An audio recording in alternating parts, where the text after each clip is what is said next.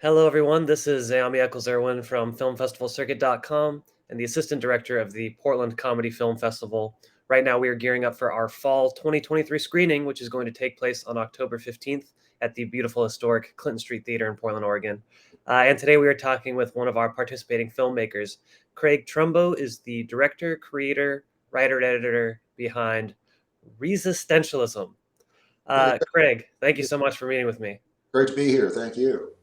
Uh, this movie that you made is very cool, and it's interesting because it's comedic, but it's got this kind of cool impulse that is maybe the driving force for me. I'm curious, what inspired this picture for you? This was actually a training exercise that got way out of control. About a year ago, after the festival in Portland, I got very excited about doing some actual shooting. I'd been doing music videos with stills montaged up until then. So I went and got a camera, and I have a background in photography going way back, so I understood, most of the basics, but I'd never operated a cinema camera. Okay. And I didn't want to end up with, actors on stage for a shoot and me needing to look up how to change the aperture on this camera, right? So I wanted to do some still life sort of animation type stuff in which I could just run the camera, the best way to learn it, and make the mistakes and experiment with some other techniques, green screens and slow motion and stuff like that. I didn't know, I was just going to shoot around the house, maybe the yard, garden, some nature stuff. But I dusted off or pried open the old idea file, and there was this essay I started to write years ago called On the Malevolence of Inanimate Objects. And it was basically the earbud tangle. Okay. Everyone knows that one. And I thought, well, why not? I had a couple other ideas. Let's play with that a little bit and maybe actually have some sort of narrative sort of thing happen. And so I started digging into that, and also started looking into a little bit background research on the concept, and that's where I found Resistentialism. It was actually a comedy. I never finished that essay or sent it for publishing, but about 100 years ago, someone else did. And so this humorous essay ran. I forget where it ran or who the author was, but it was a literary magazine thing some time ago. And he coined that phrase. The author coined that phrase, and it was basically about this. And so from there, I went out searching around, and I found some comments and threads on Reddit and everything, people describing this phenomenon. So the ideas for the segment started to develop, and I threw some more into them. So I just started shooting in the kitchen at first. I think the spoons was the sink thing, and just ringing out the camera, seeing how the sound worked. Discovering some of the important things you need to know that beginners don't understand, like C-Log. Right. Why does this video look so bad? Right? So it was a learning exercise, and but as it progressed, I started realizing that one of the other things I seem to be doing here is putting together little short stories. So at that point, once I got a couple of them done, I thought I could put something together. I set some constraints on it and held each thing to be 1 minute. I violated that on the last one, but each of the things was going to be 1 minute, and I would compose music to go with it. So what I was going to actually do over the course of maybe 3 weeks turned into almost 6 months. So, Wow. but I learned a lot of the technical stuff along the way, and ended up with this really quirky sort of oddball thing that ended up being kind of fun. Totally. Well, I love hearing how there's kind of it's a lot more intellectual threads that built the foundation of this coming into life. I mean, even in the camera end, you wanted to kind of learn the camera, and I'm really struck with how interesting your shots are. And it looks like there's a mix of stop motion. I'm thinking of the one where it's following the little battery rolling, and Yes. plus the editing and just kind of getting up there with the camera.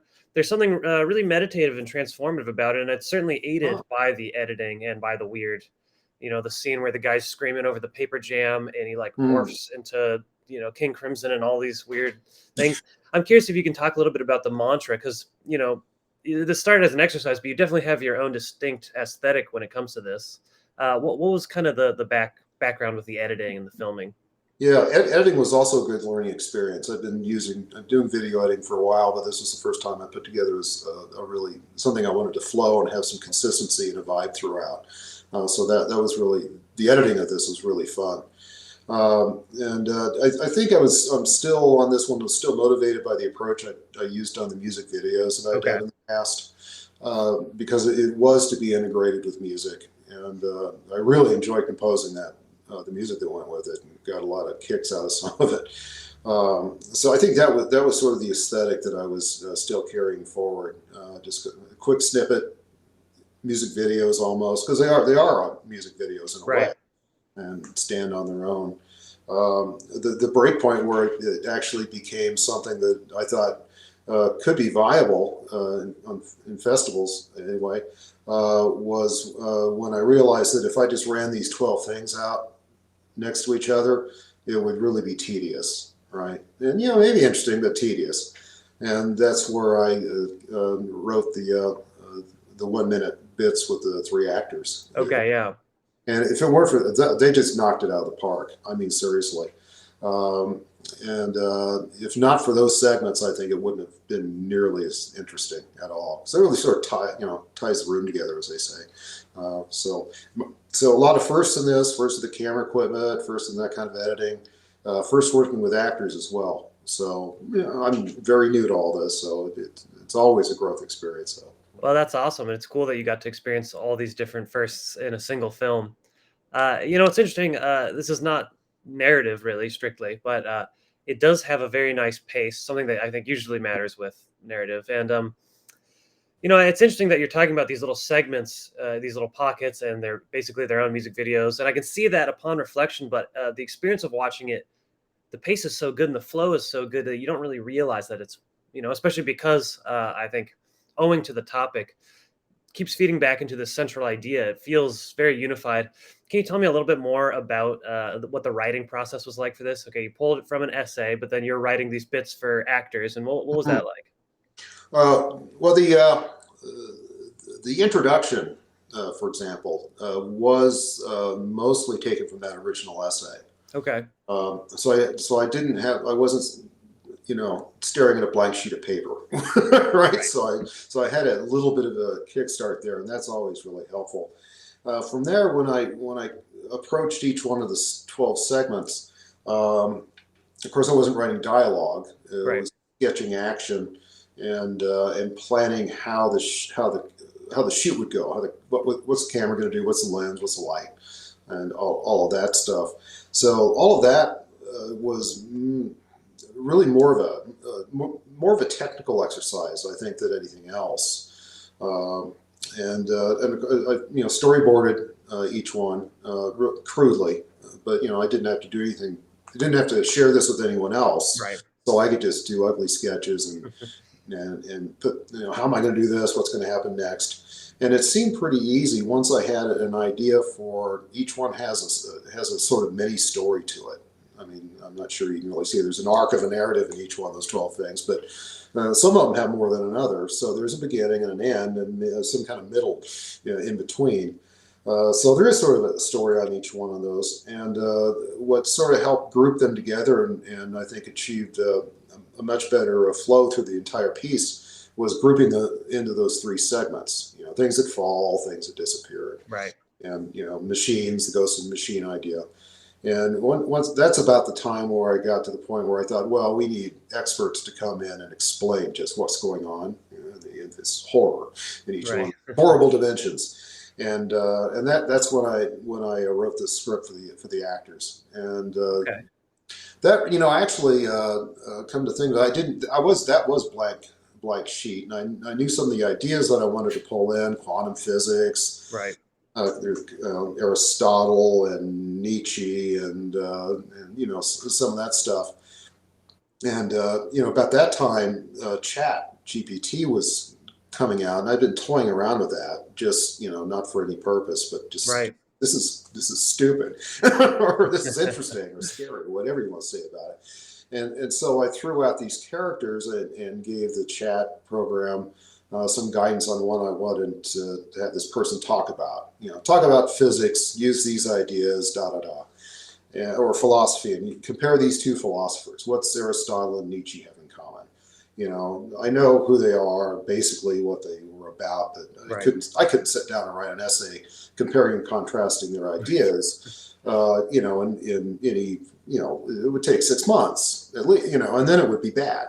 Right. So I never studied that stuff. So chat blows back this junk, and I wasn't really interested in having it do something that I thought would be complete, but it actually filled in some spots on the blank sheet Okay. that Yeah. allowed me to then pursue on my own and tie those things together. Like there was, I forget what it was exactly, but there was some concept from Aristotle that actually got reflected in Nietzsche, according to this. Okay. Right.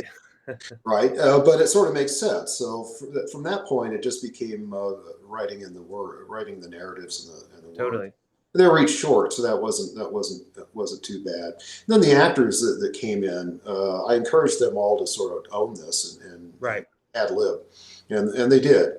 So 3 short green screen shoots, and they did a great job on that. So it really sort of tied things together, I think. Yeah, and actually, I think it really reads that they brought a little bit of themselves, because it doesn't feel stilted. It doesn't feel like they're just reading from paper. It does feel like they are kind Right. of ad-libbing a little bit, at least, or at least in the gestures and the mannerisms. They're kind of really embodying those characters. And it's interesting to hear the use of Chat GPT so openly. A lot of people are opposed, but it seems in your mantra, you're not faking this. You had a function to fulfill. Yeah. You needed space. You need a little bit of copy that you could then work with. And I know it's interesting to hear sort of openly, I mean, given the things that are going on with the writers' strike and stuff like that. But Yeah. I kind of agree with the usage, honestly. I mean, I'm like you torn. said. I'm torn. I think it's a tool. It's here. It's not going away. The genie out. Right. I am extremely sensitive about what this can do to employment. Yeah, absolutely. In the creative enterprises, film writing in general. Um, I imagine this is going to eventually become sophisticated enough that it will be able to do these things. Right.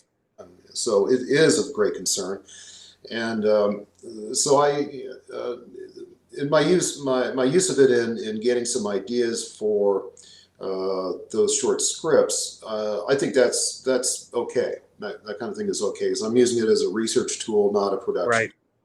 Yeah, totally. And I could have done that research myself and come up with something else, and not too much extra effort. So you can, I think in that context, you can compare it to a tool like many other tools. It didn't displace anybody. Right. Well, I like that idea. It's just, having to do that research yourself, write the essay, quote unquote, whatever, that could have taken maybe just a little bit of time, maybe 6 months, like you said, and now it's just an inhibitor to creativity. Right. Using ChatGPT not as the creativity, but as the aid to now allow you to sit down and kind of, do the brunt of some of that research, for example. I feel like that's quite commendable. Yeah.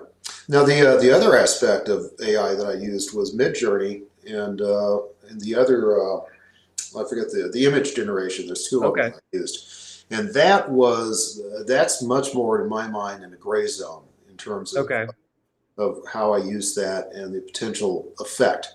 Like many of the visuals in there are generated by AI. Okay. In fact, the poster features a dozen of them representing each of the segments. Those are all Right. AI generated images. Okay. And some of them are based on artists. I give me something that's like what MC Escher would have drawn. Okay. So, and there's a lot of discussion about the propriety of that, and acquisition of other people's style, work, Right. elements, and everything. And in fact, if I had wanted to have imagery like that created, I've got some design ability, but not at that level, certainly. And so I would have needed an illustrator or graphic designer. So there would have been somebody employed to do that work. But the reality is that this was not a zero budget production, but a negative production. Right? Right. It was just gear and time. Yeah. And some props. So in reality, I would not have been able to hire someone. I would have Right. found some other solution. So whether that is a litmus test on whether it's proper or not, whether it actually could have generated employment Right. by another artist, or whether it wouldn't have. So I feel like I've flirted with that world in this one, and haven't done any harm in the Totally. process. Going forward, however, I'm working. The thing I'm working on now has a little bit of AI generated imagery in it, but I have a full cast on this, and we've talked about this quite a bit. And there is great concern about using these tools Mm, in a way that takes human beings right. out Yeah, of the totally. process. So yeah, going forward with these tools, I'm going to be much more circumspect. And I'm also moving into shooting, producing different kinds of things where that stuff won't necessarily be needed. So Right. Okay. Well, it's interesting to kind of, a lot of people pass judgment or have opinions on AI, but it's interesting to actually use it to try and figure out how you feel about it. And I think that's quite interesting to hear. Uh, I do want to ask a little bit about the music because it is one of the stars of the show, and it's thank you. very incredible. And I'm curious to know if you had your segment filmed and then you composed to it, or were you sort of filming and editing to work with the music? What was that process like? Completely separate, which Okay. is not necessarily how I would typically go about things. But in this case, yeah, I focused on the camera work because it's really what I wanted to Right. learn. And I knew that I'd do some compositions later, and maybe I started thinking about some general ideas, but I didn't really get down to brass tacks on how the music would be work out for each one of these until I had the videos basically done. And so I switched modes, and it was kind of fun because all the time I was shooting, I was wishing I was composing because I'd done a lot of music prior. And then once I got to composing, through editing, I kind of wish I could go back to shoot. So it's like best of both worlds. Totally. And so I sat down and looked at each one of those, and just thought, well, now we sort of went through my general composing process, and what does this call for? What's the vibe? What would be the reference tune? Each one of them has a reference tune that I started with composing, Okay.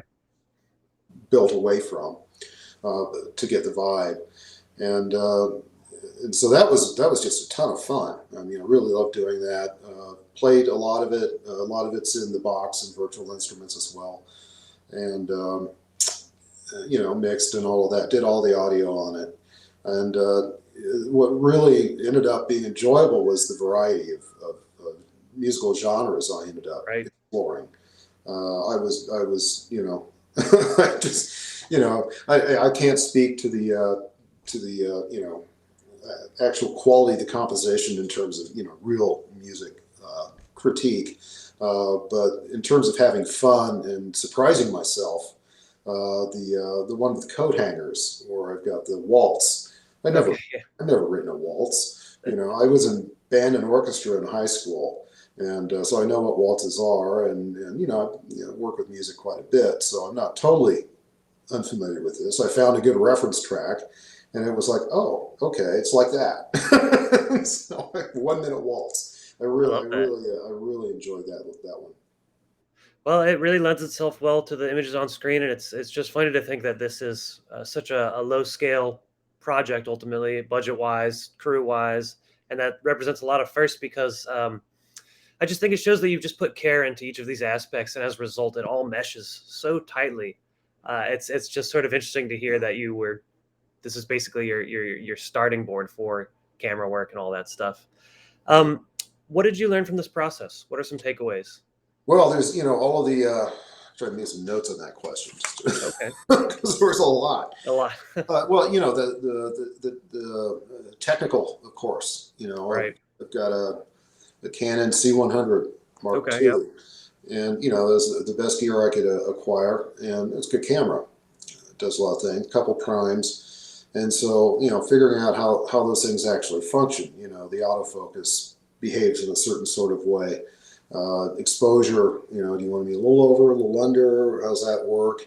I shot all of it in black and white until the interviews because I didn't know Right. anything about color grading. I thought, well, Okay. let's just take that, let's put that as a limitation.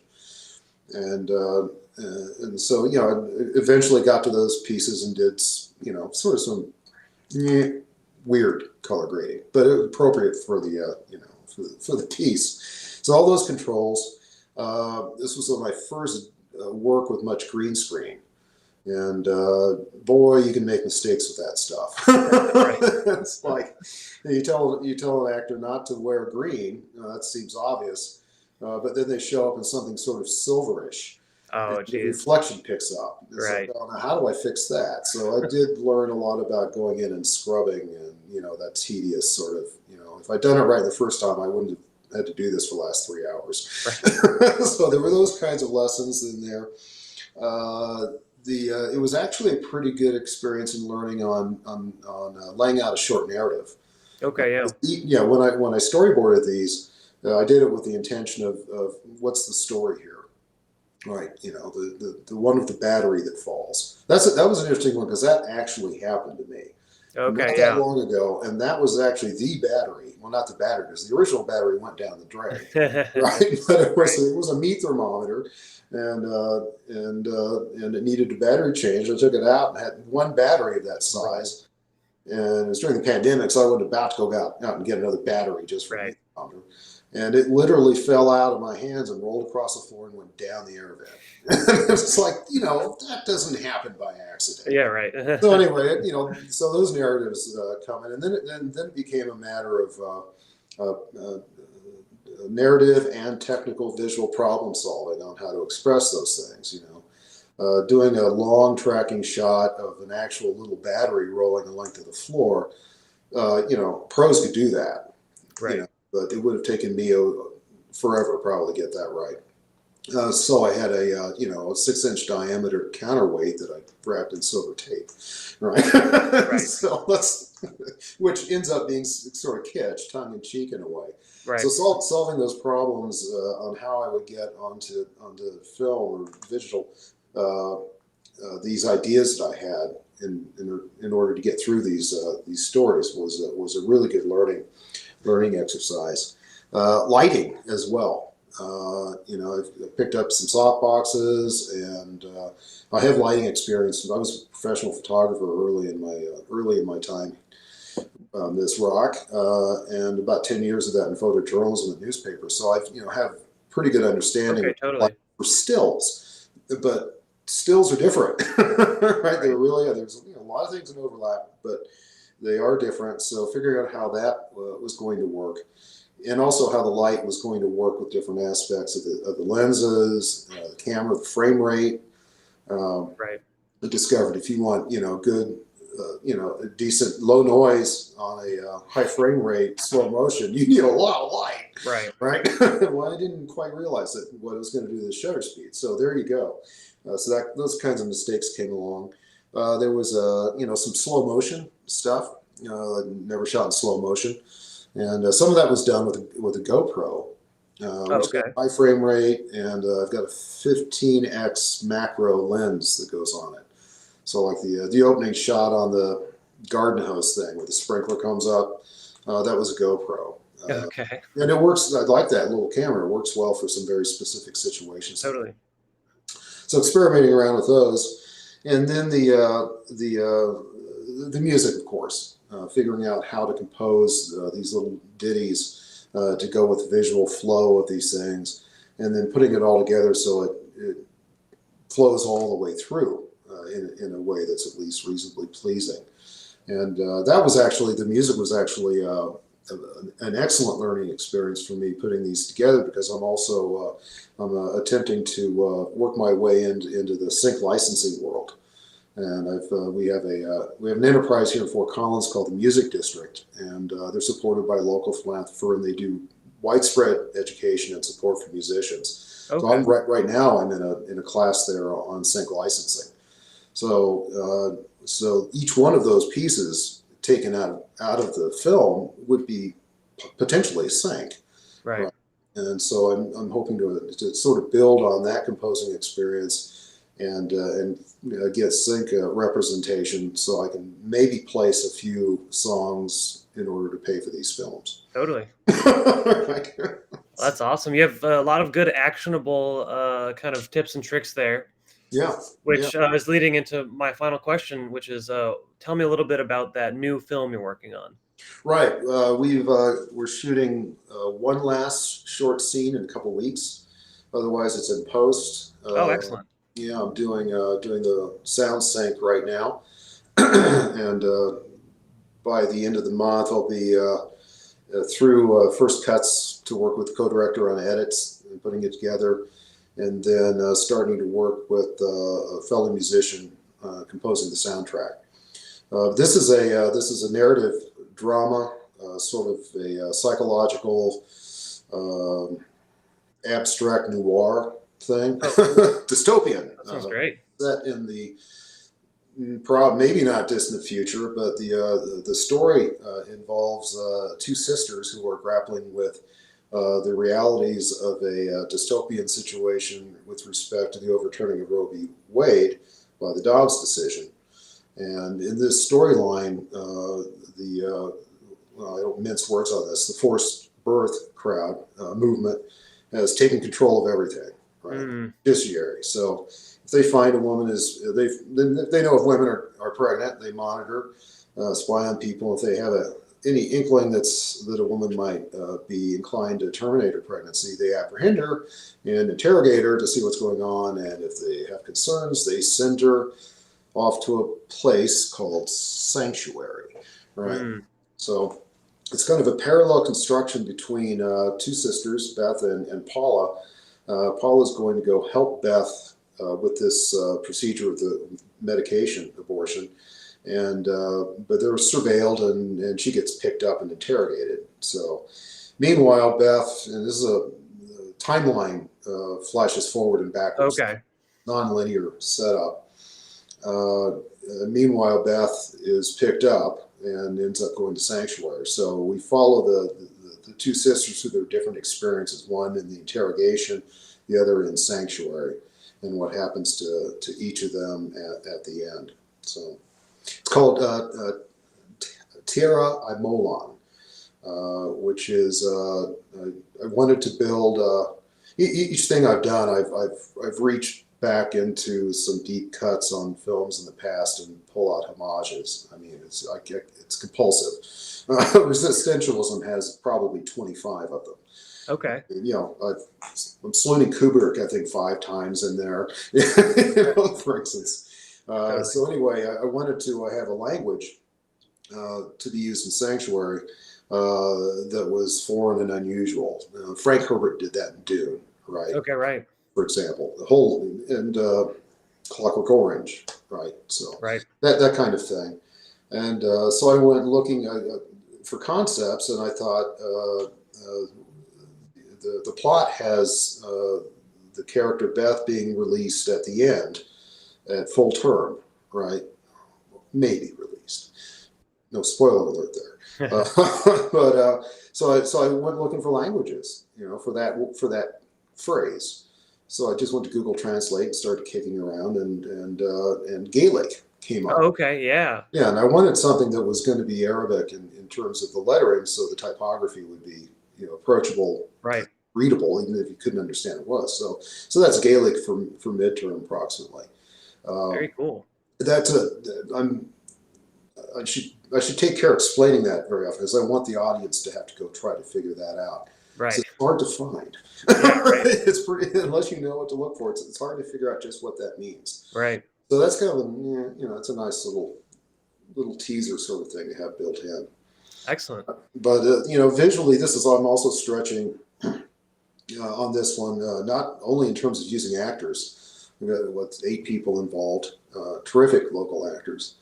The set, I'm not ready to go shoot on location yet. That's the next learning thing for me. Okay, yeah. Here. So I built the sets in my home. I've had a big jail in the garage for a while. Awesome. Neighbors didn't notice, fortunately, or they did. Right. And so again, I put up limitations on the sets. Everything's kept very simple and very spare. And what I'm really excited about is going in and for the editing and the grading on this is that the two worlds, the interrogation world and the sanctuary world, have sharply contrasting visual styles, right? The Sanctuary is going to be desaturated. The only Okay. colors that are actually on set are black, white, gray, and orange. Oh, cool. The three women who are in the story, they're all wearing orange. Okay. So I'm working up a lot to take all the tonality out, except for the orange, and then blow it out a little bit. So the highlights, the walls are white, the trim is black, so it's not blown out, but it's pure white. Right. That Yeah. sounds very cool. Yeah, it should be interesting. It's looking like it's going to work out pretty well. But then the interrogation things are in a brick walled, well, fake brick wall, dungeon sort of thing, low light, red, and so that'll be very red and gritty. So between shifting back and forth, scene to scene between those two worlds as the two narratives progress, ought to be visually almost not jarring, but compelling. Totally. So. Well, this project sounds incredible, and I think in your hands, I imagine the result is going to be very cool and have your kind of distinct aesthetic charm to it. Yeah, the actors have brought just, one of the things I need to learn about is directing. Oh, okay, yeah. So one of the actors that came on board of this, a local person, Maya Jaram, very talented, very experienced, and I was able to get her to join me as co-director on half of it. Okay, excellent. And she's done a lot of ADing and knew how to approach a lot of these things that I didn't know what a call sheet was. Right. Okay, it turns out they're important. Right. I want you to be here then.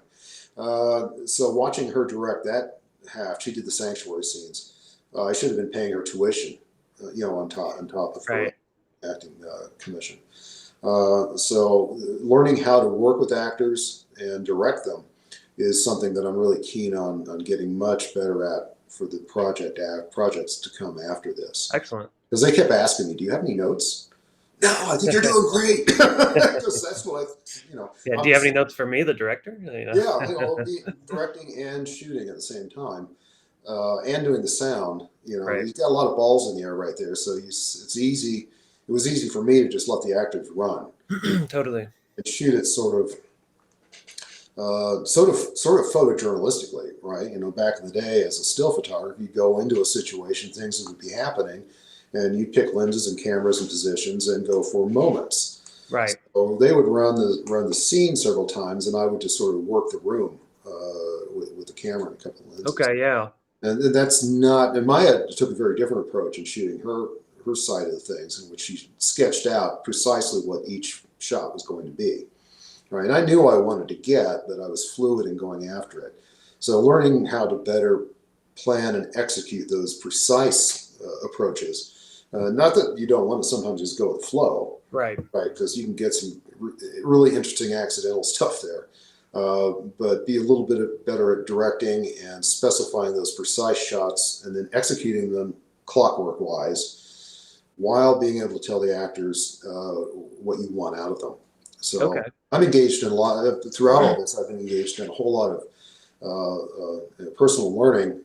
Studio Binder, for example, is a great website.